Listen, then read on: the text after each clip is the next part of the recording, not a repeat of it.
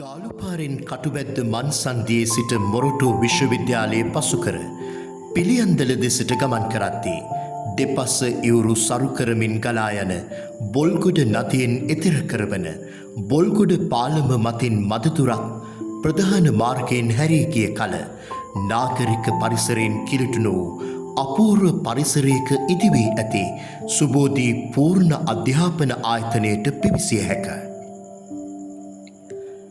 1982 වර්ෂයේදී ආරම්භ කරන ලද සුබෝධී ආයතනයේ නිර්මාතෘ ප්‍රකට විද්වතෙක් හා මෙරට තාරකා විද්‍යා සංගමේ සභාපතිත්වය කීපවරක්ම හිබූ ගරු මර්වින් ප්‍රනාන්දු පියතුමාය.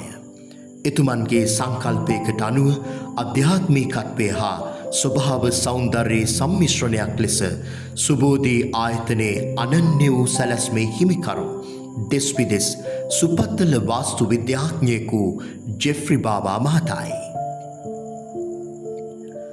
මනෝවිද්‍යා පිළිබඳ ආචාර්ය උපාධියත් බෞද්ධ අධ්‍යයනය පිළිබඳ ආචාර්ය උපාධියත් කතෝලික ශාසන නීතිය පිළිබඳ ශාස්ත්‍රපති උපාධියත් තාරකා විද්‍යා පිළිබඳ අධ්‍යයනයක් තුළින් පැතිරුණු දැනුම ලක් දරුපරුපුරට තිල්න කිරීමේ අරමුණින් සම්මානීත ශ්‍රී ලාංකේය පුරවැසි ආචාර්ය ආතසී ක්ලාක් මහතා සමග එක්ව පාසල් විශ්වවිද්‍යාල හා තාරකා විද්‍යා පිළිබඳ උනන්දුවක් ඇති සියලු දෙනා වෙනුවෙන් තාරකා විද්‍යා වැඩසටහන් ආරම්භුහ. තවදුරටත් ජීවිත අධ්‍යයන වැඩසටහන් හා නායකත්ව පුහුණු වැඩසටහන් ආරම්භ කිරීමට ගරු මර්වින් ප්‍රනාන්දු පියතුමන්ට හැකිවිය.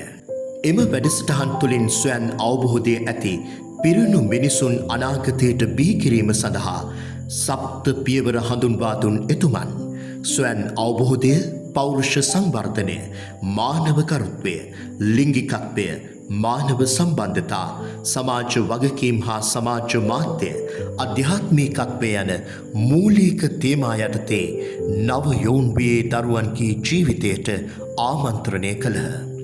තවද විවිධ ක්‍රියාකාරකම් හරහා ශාරීරික, මානසික හා අධ්‍යාත්මික වශයෙන් දරුවන් නගාලීමට එම වැඩසටහන් තවදුරටත් ව්‍යාප්ත කරන ලදී.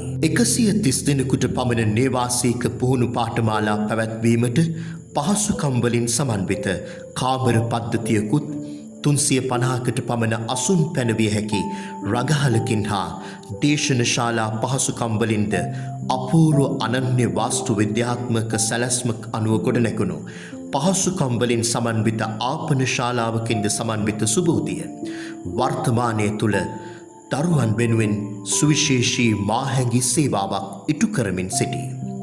අතීතයෙන් වර්තමානයටත් අනාගතයටත් සුබෝධිය ගෙන යන වත්මන් අධ්‍යක්ෂක ගරු රෝලන් ශ්‍රාමනායක පියතුමන්ගේ නායකත්වයෙන් වාර්ෂිකව ඉමහත් වූ දරපරපුරක් සුබෝධියෙන් තම ජීවිත දැක්ම ලබාගෙන පිටවයයි. එම සේවය ඉටු කරමින් තව දුරටත් සුබෝධිය ඉදිරියට ගමන් කරයි.